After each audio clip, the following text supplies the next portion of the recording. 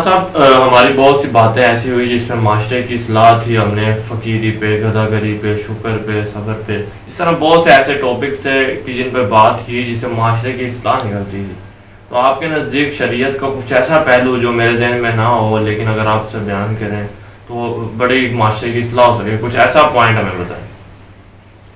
جی، اس کے بارے میں آپ کے سامنے حضور مصطفیٰ کریم صلی اللہ علیہ وآلہ وصحابہ وبارک وسلم کا فرمان رکھتا ہوں، جس سے ہماری اور ہمارے معاشرے کی اصلاح کرنے کے لیے بہترین رہنمائی مل سکتی ہے.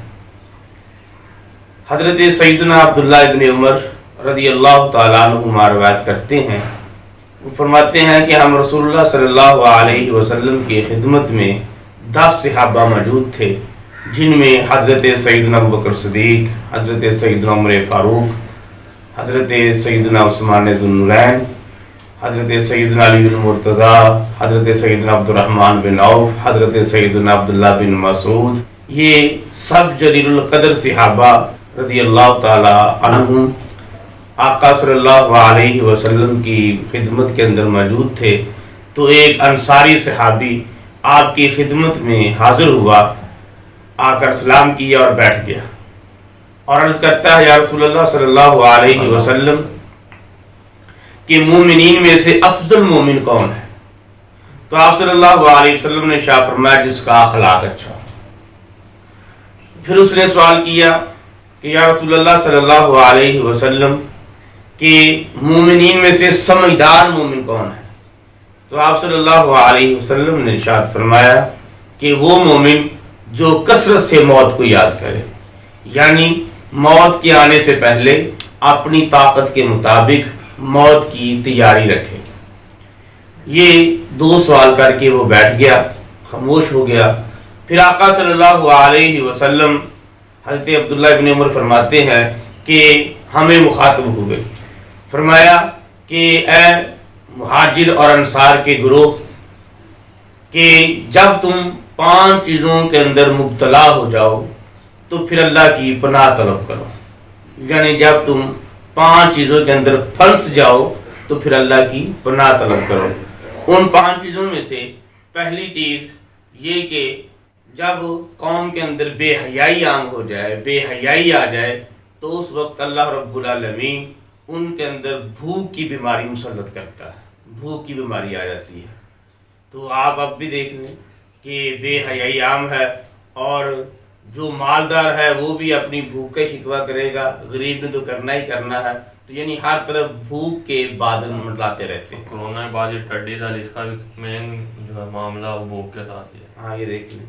اور دوسرا، آپ صلی اللہ علیہ وسلم نے ارشاد فرمایا، جب ناپ تول کے اندر کمی ہونا شروع ہو جائے گی تو اس وقت اللہ تعالیٰ 2 قسم کی بیماریاں مسلط کرتا ہے. ایک تو قحط سالی، یعنی سخت قحط سالی ہوگی. دوسرا فرمایا کہ ظالم حکمران مسلط کر دیے جاتے ہیں. کیونکہ یہ بھی دیکھیں پاکستان میں پوری ہو رہی ہیں ہمارے پیٹرول کے پیمانے، گوشت والوں کے پیمانے، ٹھیک ہے، کریانے والوں کے پیمانے، میڈیکل سٹور پہ جو ان کی جو ریٹس ہیں، یہ تمام طرح بات دیکھیں ان چیزوں میں. تو جو یہ ناپ جی بالکل اس طرح کہ ناپ تول کے اندر ہر جگہ پہ ہی کمی آ رہی ہے. جیسے آپ نے گنوائے کہ پیمانوں کے اندر ہیرا پھیری ہے، ناپ تول کے اندر کمی ہے، تو پھر اس کا عذاب بھی تو ہم بھگت رہے ہیں کہ قحط سالی ہوگی. آپ دیکھیں حال ہی میں ہم نے ابھی گندم کی فصل کاشت کی ہے، گندم کی فصل سے فارغ ہوئے ابھی ہمیں 1 ماہ نہیں گزرا تو گندم کا بحران بھی پیدا ہو گیا کہ گندم مل ہی نہیں رہی.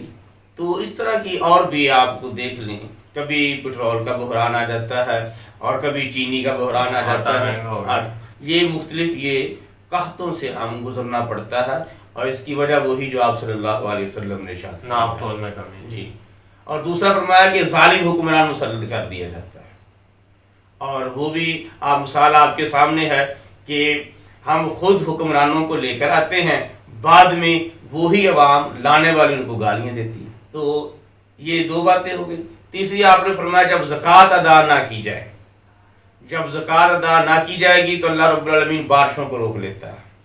اگر جو تھوڑی بہت بارشیں ہوتی ہیں وہ جانوروں کی وجہ سے، کہ آپ صلی اللہ علیہ وسلم نے فرمایا اگر جانور نہ ہوں روئے زمین پر تو اللہ رب العالمین بالکل بارش برسانا بند کر دے۔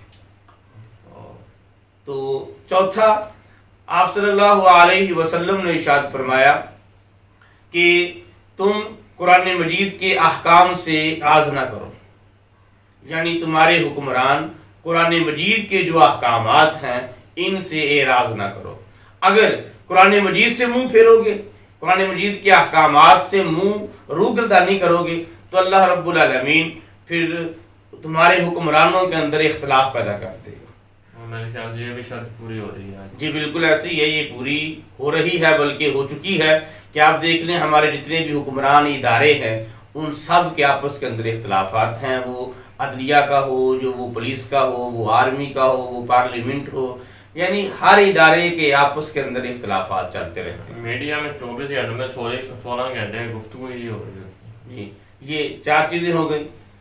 تو 5ویں چیز یہ کہ اللہ اور اس کے رسول سے جو آپ صلی اللہ علیہ وسلم نے فرمایا جو عہد کیے ہوئے ہیں آپ نے ان کو نہیں توڑنا، اگر توڑو گے پھر تم پر تمہارے دشمن ہی مسلط کر دیے جائیں گے۔ تو یہ بات بھی 100% تک مکمل ہو چکی ہے کہ ہم نے جو اللہ رسول سے وعدے کیے ہوئے ہیں اطاعت و فرما برداری کے ان کو پس پشت ڈالا ہوا ہے، روح گردانی کی ہوئی ہے اور ہم پر ہمارے دشمن مسلط کر دیے گئے ہیں۔ حقیقت ہے، یہ تو ہم سمجھتے ہیں نا ہم آزاد ملک میں بیٹھے ہیں، لیکن ہمیں کیا پتا کہ جو ہماری پالیسیز ہیں، ہمارے پیچھے کٹ پتلیاں بیٹھی ہوئی ہیں ہمارے حکمران۔ جی جی بالکل ایسے ہی آپ دیکھ لیں آج بھی پاکستان کو 72 سال کے قریب ہو چکا ہے آزاد ہوئے، ابھی تک وہی یہود و نصارہ کی پالیسی ہم پر مسلط ہے، وہی فکر ہم پر مسلط ہے۔ اور یہ یہود و نصارہ جیسا کہ قرآن مجید میں اللہ نے فرمایا کہ کبھی آپ کے دوست نہیں بن سکتے، ہمارے دشمن ہے، تو یعنی انہی کی سوچ، انہی کی حکمرانی ہم پر مسلط ہے۔ تو یہ 5 چیزوں کے اندر آپ صلی اللہ علیہ وسلم نے فرمایا جب تم مبتلا ہو جاؤ پھر اللہ کی پناہ مانگو، یعنی پھر اللہ کی طرف آنے کی کوشش کرو، اللہ کی طرف رجوع کرو۔ تو اب آپ دیکھ لیں آپ نے بھی فرمایا کہ یہ ساری 5 چیزوں ہم میں پوری ہو رہی ہیں، تو اب ہمیں رجوع اللہ کرنا چاہیے۔ تو جی ناظرین، معاشرے کی اصلاح کے لیے ہم نے سوال کیا تھا، تو میرے خیال سے بڑی ہی اتھینٹک حدیث علامہ صاحب نے پیش کی اور ہمیں اپنا احتساب کرنا چاہیے، اور کہتے ہیں کہ self accountability is the best accountability, ٹھیک ہے۔ تو یعنی سب سے پہلے ہمیں حکمرانوں کو چھوڑنا چاہیے اپنا۔ ہمارا آج کل ریڈی پہ دیکھیں یار، اس نے رات کے وقت لائٹ لگائی ہوتی ہے تاکہ جو سیب ہیں وہ زیادہ ریڈ کلر کے نظر آئیں، اسٹرابری ہے وہ خراب نہ نظر آئے، تو جس کلر کا پھل ہوتا ہے اسی کلر کی لائٹ لگا کے اس کو پھل کو چمکدار دکھاتا ہے۔ ہماری ریڈی والا کرپشن کر رہے ہیں، ہمارے اسٹور والے کرپشن کر رہے ہیں، ہر چیز میں آپ کو ناپ تول میں کمی نظر آ رہی ہے، لوگ زکوٰۃ نہیں دے رہے، قرآن سے ہم دور ہو چکے ہیں، اللہ اس کے رسول سے دور ہو چکے ہیں۔ تو خدا را سب سے پہلے اپنی اصلاح کریں، معاشرے کی اصلاح کریں، اور پھر ملک و قوم کی اصلاح ہوگی، اور ہمیں آخر اللہ اور اس کے رسول کی طرف واپس ہی آنا پڑے گا۔ ہمیں توبہ کرنی چاہیے، وقت ہے، اور یہ آج کل جیسے پوری نشانیاں وبا کی وجہ سے، ٹڈی دل کی وجہ سے یہ اللہ نشانیاں دے رہا ہے، اور آپ صلی اللہ علیہ وسلم کا صدقہ ہے کہ ہم پر ڈائریکٹلی عذاب نہیں اتر رہا، اور یہ بھی عذاب کی شکلیں ہیں۔ یہ تو اللہ نے اپنے حبیب سے وعدہ نہ کیا ہوتا اور اپنے حبیب کی وجہ سے ہم پہ کرم نہ کیا ہوتا، تو یہ تو جتنی یہ معاشرے میں جو پہلی قوموں نے جب یہ غلطیاں کی، تو یہ جب بلنڈرز کی ہے تو ان پہ عذاب الہی نازل ہوا ہے۔ قرآن پڑھ کے دیکھنے، اور سیدھا سیدھا اللہ نے لکھا ہوا کہ ناپ تول کی وجہ سے، زکوٰۃ نہ دینے کی وجہ سے، اور جو ان کے پاس صحیفہ تھا اس سے روح گردانی کی وجہ سے ان پر ڈائریکٹ عذاب آئے۔ آپ صلی اللہ علیہ وسلم کے صدقے اگر ہم پہ اللہ کا یہ خاص کرم ہے تو خدا را ہمیں توبہ کا دروازہ کھلا ہوا ہے، ہمیں توبہ کرنی چاہیے اور اپنی اور معاشرے کی اصلاح میں ایک اہم قدم اٹھانا چاہیے۔ چینل کے ساتھ وابستہ ضرور رہیں، چینل سبسکرائب کرتے کرواتے رہا کریں۔